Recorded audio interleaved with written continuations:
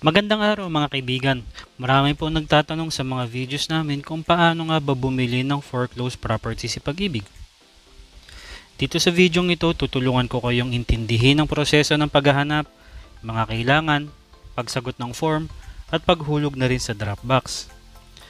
Ako po pala si Ian ng Bahay Cavite. Disclaimer lang po, hindi po pala kami ahente ni Pag-ibig or ng kahit anumang kumpanya. Kami lang po ay normal na citizen at gustong tumulong para sa inyo mga gustong magkabahay dito sa Cavite.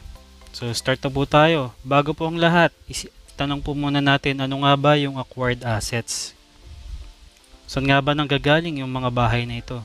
Kapag ikaw ay kumuha ng housing loan kay Pag-ibig, ang bahay na ilo-loan mo ay magiging collateral para sa perang pinahiram sa iyo. Kung ikaw ay hindi nakabayad ng monthly amortization 3 buwan, ang property mo ay matatag na foreclose ni Pag-ibig. So hindi naman ito agad-garang paalisin ka na lang. May proseso pa rin sinusunod si Pag-ibig para sa mga delinquents account. Pero kung wala talaga, mapupunta na sa Pag-ibig ang iyong property at malilista ito sa kanilang website as acquired assets. So saan mo naman makikita ang listahan ng property na pwede mong bilhin? Simple lang po, pumunta lang po tayo sa website ni Pag-ibig sa www.pagibigfund.gov.ph. Tara, puntahan po natin.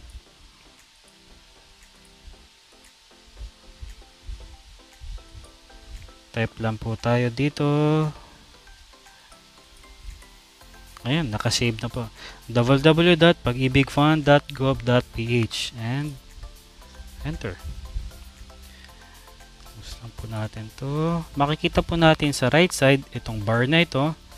Click lang po yan para lumabas yung mga options. Sa bandang baba may makikita po kayo dyan, properties for sale. Click nyo lang po yan. At ito na po yung pinaka-portal na kailangan nyo dito sa Pag-ibig site. So, nandiyan po yung calculator, yung ating mga steps, yung mga requirements, pati na rin nilistahan yung mga nanalo sa bidding. So, scroll lang po tayo sa baba. Makikita nyo po dito, itong 3 bar. Ito na po yung mga listahan, yung properties under negotiated sale, properties under public auction, and public auction with discount. So ano po ang pagkakaiba nitong tatlo? Simple lang naman po ang ibig sabihin nito. Ang properties under public auction tab ay yung mga properties na pinapakita ni Pag-ibig sa kanilang first public auction. Wala pa po itong discount kasi yung mga properties dito is mga bago pa. O hindi naman mga bago pero first time nilang humarap sa bidding. So walang discount ang mga ito. Ang sumunod naman po is yung public auction with discount. Ito na po yung tinatawag ni Pag-ibig na second public auction. So yung mga natirang properties dun sa first public auction na hindi nakuha, babagsak po sila dito sa second public auction. So ito na po is may discount na siya. Pag hindi pa rin po nakuha yung properties dito sa second public auction, is babagsak na po siya dito sa properties under negotiated sale. So may discount din po ito. Mas malaki po ang discount nito para malaking yung chance na maibenta nito ni Pag-ibig. So regarding naman po sa discount, ito naman po gumawa na po ako ng simpleng table. So makikita po natin dito sa first public bidding, wala siyang discount for cash, short-term loan at long-term loan. Dito naman po sa second public bidding, sa pag-cash nyo siya binili, meron kayong 20% discount. Kung short-term loan naman, ang short-term loan po is ito yung mga 12 months lang po yung term. So, meron po siyang discount na 10%. Pag long term naman is wala. Sa properties under negotiated sale naman, meron siyang 30% discount para sa cash, 20% para sa short term loan, at 10% naman para sa long term loan. Yung long term loan, yan po yung mga loans natin na umaabot up to 30 years. Ano po yung mga detaling makikita sa listahan? Balik po tayo dun sa kanina. For example, gusto po natin tumingin ng properties dito sa properties under public auction with no discount. So, yung first public bidding. Click lang po natin yan. Scroll po tayo pababa. Ito na po, NCR branch. So, scroll po tayo sa pinaka-latest. So, ito po ngayon siya, yung tranche 189. So, yung nakaraan is 187. So, ito naman ngayon is 189. Sumunod po yung duration of acceptance of bid offer. So, ito sa sample natin na ito is August 23 to 27. So, binibigyan po ng ample time ni Pag-ibig na puntahan ng mga customer yung property. Kaya po, ina-advance po nila itong acceptance of bid offers. Yung drop back location naman po is ito. Opening of bid offers. Yung mga bagong procedure dahil ka nagkaroon ng ECQ. So, yung drop box may nagbago po dahil before sa Mandaluyong tayo pumupunta para mag-drop box. Ngayon po meron tayong bagong procedure. Pakibasa na lang din po ito kasi baka po magbago.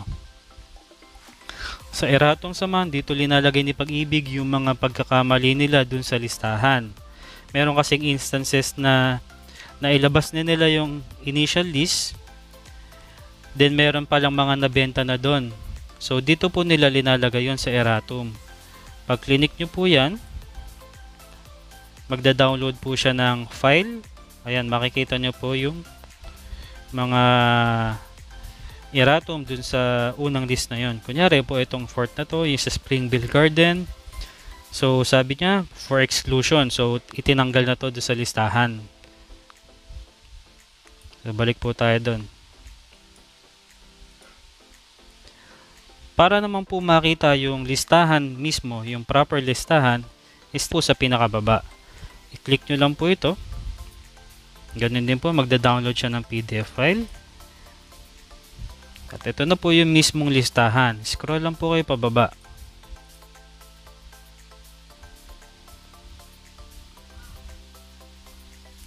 Ayan, ito na po yung pinakalistahan. Pag first public auction, tsaka second public auction, ang kulay po nito is kulay yellow, yung listahan. Pag negotiated sale naman po, kulay white. So, ano nga ba yung mga detalyeng makikita natin dito?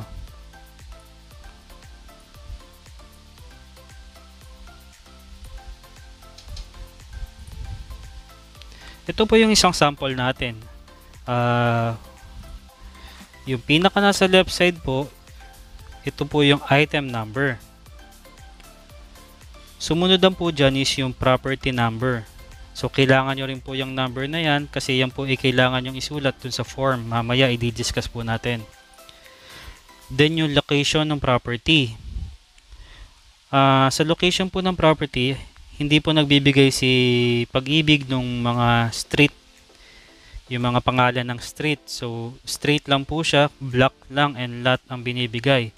Kung anong barangay at kung saang part siya, kung Cavite o Batangas or Laguna. Tsaka rin po mag-ingat din po kayo kasi minsan yung mga pace, kailangan tignan nyo rin po maigi yun kasi baka magkamali po kayo ng mga pace na pinupuntahan. Ang susunod naman po is yung type ng bahay. So ito sa sample natin is duplex. So meron pa po yan yung mga single attached, single detached, townhouse or row house. Next naman po is yung title number. So, title number, ito lang naman yung TCT number doon sa inyong titulo kung makukuha niyo yung bahay. And yung lot area and floor area. Minsan may mga pagkakataon na nagkakamali rin si Pag-ibig dito. Pero maganda tawagan nyo si Pag-ibig kung duda kayo doon sa lot area or floor area. Sumunod is yung minimum bid offer. Ang minimum bid offer po is yung pinaka minimum na pwedeng tanggapin ni Pag-ibig kung mag-offer po kayo. Kaya minimum bid offer. So kailangan mas mataas po dyan yung inyong offer. Kasi po pag hindi po mas mataas dyan is rejected na po agad yung inyong offer. So let's say dito si sample na to is 685,000. Nakita ko yung property, maganda naman yung property, maganda rin yung lokasyon. So dadagdagan ko siguro to ng around mga 300,000. Or depende na rin sa inyo kung tingin nyo is kung magkano yung actual na presyo niya dun sa area na yon.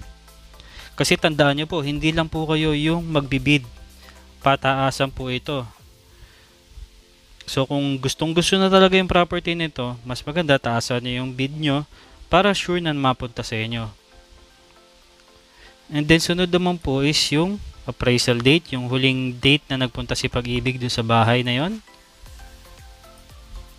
And yung remarks.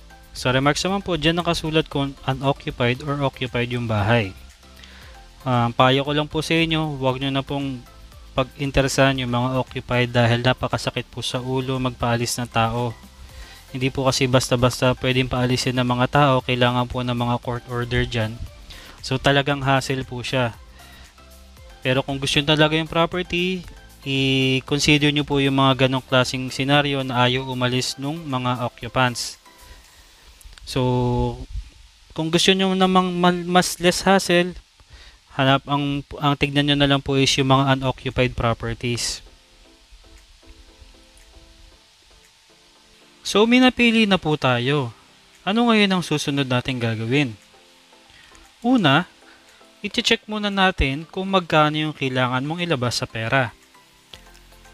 Alamin po natin kung anong listahan yung ginamit mo. Dahil magkaiba po yung first public auction, second public auction, tsaka sa negotiated sale. Kung ang property na gusto mo ay under first public auction, kailangan mo mag-prepare ng 5% bid bond. Ito po ay 5% ng inyong bid offer. Kung ang property na napili mo ay ang minimum bid offer ay 1.3 million, at ang estimate mo na kaya mong i-bid is around 1.5 million, kailangan mo maghanda ng 75,000 pag ikaw ay napiling winner. Bukod pa po yung may additional pa po na 2,000 para sa processing fee at yung 1 year advance ng insurance ng bahay. So ganun din po ang lagay para sa second public auction. Same lang din po siya ng first public auction. Sa negotiated sale naman, ito po yung iba dahil wala na po ditong 5% bid bond. Ang kailangan mo na lang pag ikaw ay napiling winner is magbayad ka ng 1,000 pesos as reservation fee, 2,000 pesos naman para sa processing fee, at yung advance 1 year insurance. Sa isang maliit na townhouse, yung insurance is worth around 4,000 lang naman. So all in all, around mga 7,000 to 8,000 lang yung kailangan mong ilabas for a small townhouse pag ito ay under negotiated sale. Long term loan naman, ang napili mo, yung buong value ng bahay na ito pwede mong i-loan kay Pag-ibig. Hindi mo na kailangan maglabas ng equity or down payment. Ang next naman po natin kailangan gawin is sagutan ng form at ihanda ang mga requirements. Ang mga forms na kailangan natin sagutan is yung registration form. So makikita to sa ibaba ng listahan. And then dun sa isang puting sobre naman, pagsasamahin natin dito yung signed copy of instruction to bidders. Instruction to bidders is nandun din po yan sa listahan. Papakita ko po later. And then sumunod po dito is yung proof of latest income. Photocopy ng valid ID na may 3 pirma sa gilid. And special power of attorney kung hindi kayo mismo yung pupunta or mag-aasikaso nung pagbibid. For example, si Mrs., si kapatid, si kaibigan. So, yung special power of attorney is parang authorization letter lang. Kailangan pa notaryuhan lang. So, meron naman to sa mga labas ng Pag-ibig. Around 100 pesos lang yata yan or 50 pesos. So, ang pinakamahalaga sa lahat is yung offer to bid form. So, kailangan mong gumawa niyan 2 kopya. Lalagay mo rin yan dyan sa puting sobre. So, same lang din yung form na yon, nandun din sa listahan, sa dulong part. Papakita ko sa inyo kung nasan yung mga form.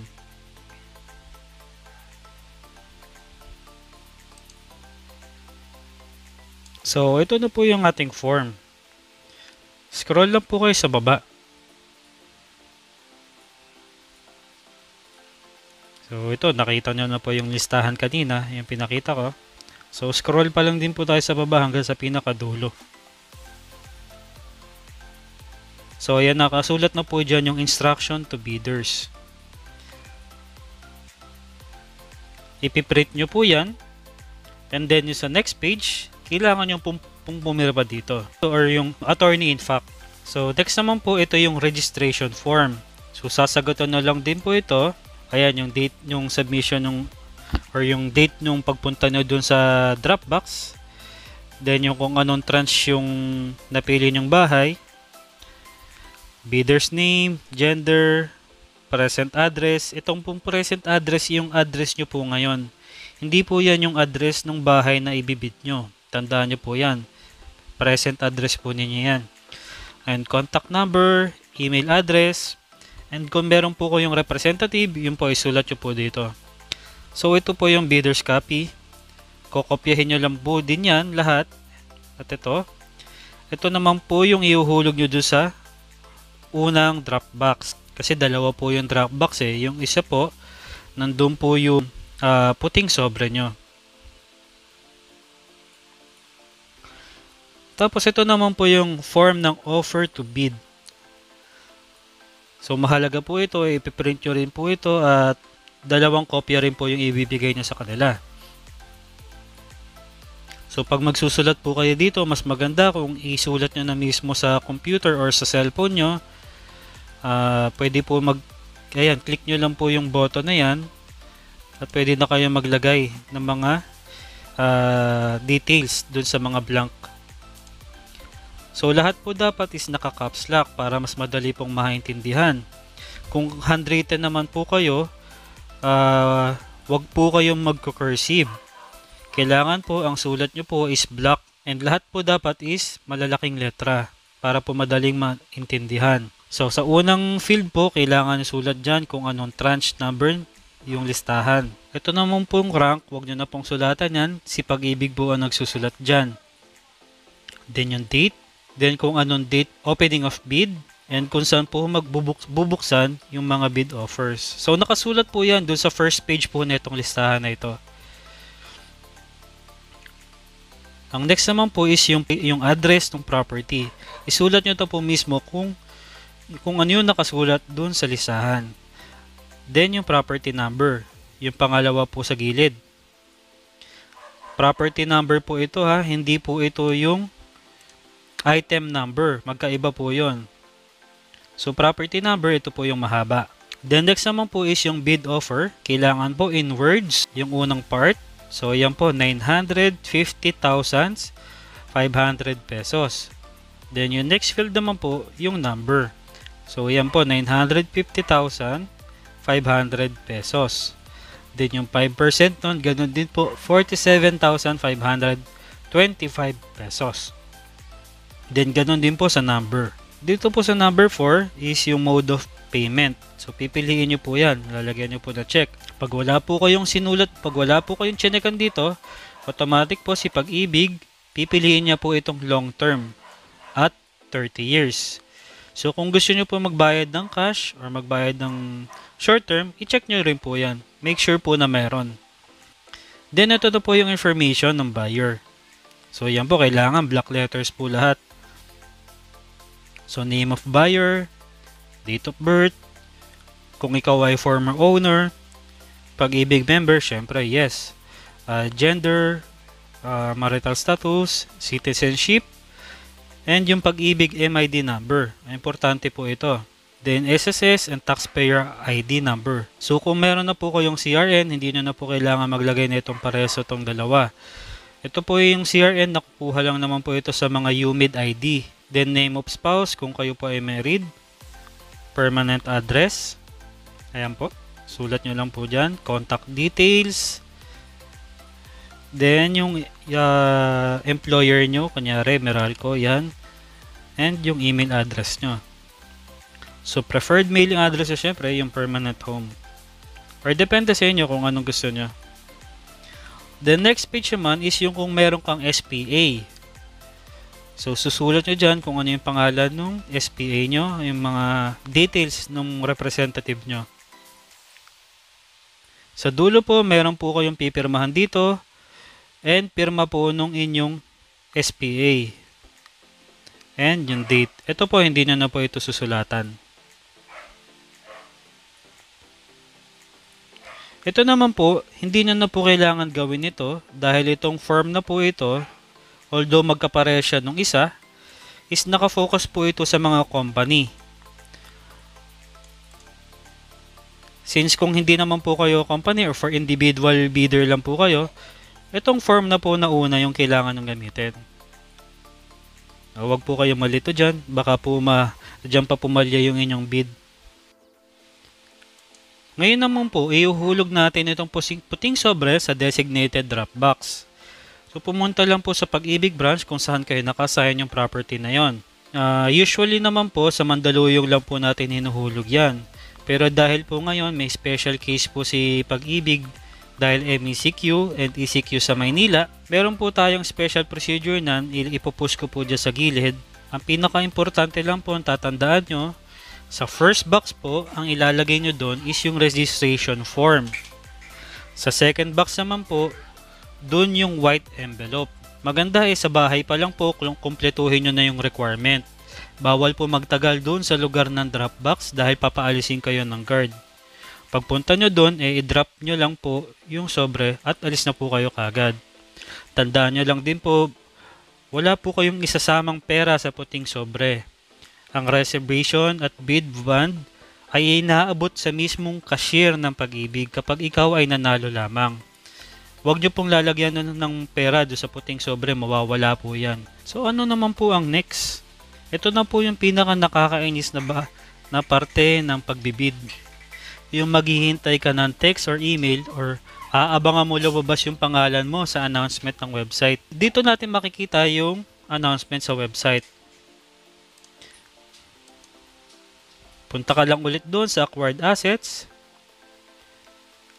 Punta ka sa pinakataas. At makikita mo dito. Kung nasa public auction naman, dito mo siya makikita. Kung negotiated sale naman, dito. Click nyo lang po yan. Ayan, makikita nyo po dito kung anong tranche yung available. So, kunyari, ito po, tranche 160. Download nyo lang po yung PDF. And then yan, makikita nyo na po dito.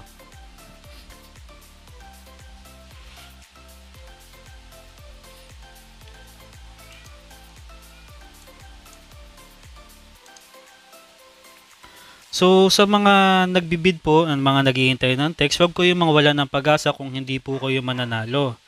Malay natin para sa inyo yung masusunod na bahay. Or may mas maganda pa para sa inyo. Ngayon, ano naman ang gagawin natin kung ikaw na mismo yung nanalo sa bidding? Naka-receive ka ng text. Siyempre, una natin gagawin, magbabayad tayo. Pupunta tayo sa Pag-ibig para magbayad. Ibibigay nyo yung Pag-ibig yung deed of sale, copy ng title, Xerox copy ng title, at syempre minsan. So ano naman po ang next? Ito na po yung pinaka nakakainis na parte ng pagbibid. Yung maghihintay ka ng text or email or aabangan mo lumabas yung pangalan mo sa announcement ng website. So, dito natin makikita yung announcement sa website. Punta ka lang ulit doon sa acquired assets. Punta ka sa pinakataas. At makikita mo dito. Kung nasa public auction naman, dito mo siya makikita. Kung negotiated sale naman, dito. Click nyo lang po yan. Ayan, makikita nyo po dito kung anong tranche yung available. So, kunyari, ito po, tranche 160. Download nyo lang po yung PDF. And then yan, makikita nyo po dito.